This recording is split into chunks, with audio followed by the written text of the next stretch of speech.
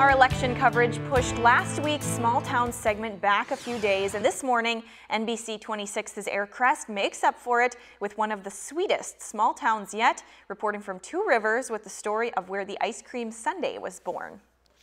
At the Washington House Museum in Two Rivers, there's a story, a piece of so-called history that's been shared with locals and out-of-towners alike for 137 years running. Sundae was invented in 1881, 2 blocks that away.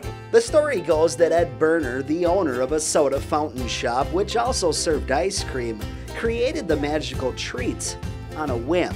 And there was a man sitting there with just a plain dish of ice cream. And he said, "Why don't you put some of that syrup on my ice cream?" The delicacy was allegedly invented just like that. And in the years since then, sweet tooths have been flocking to Two Rivers to say they visited the city where ice cream got a bit fancy. I think it brings a lot of business to Two Rivers. I really do. I think it does a lot for the community.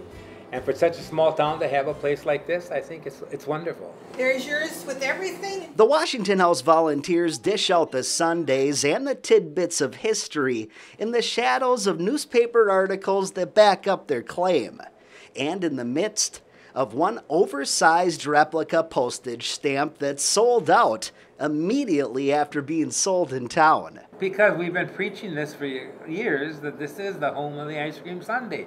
And I think this puts a stamp on it, that this is the home of the ice cream sundae.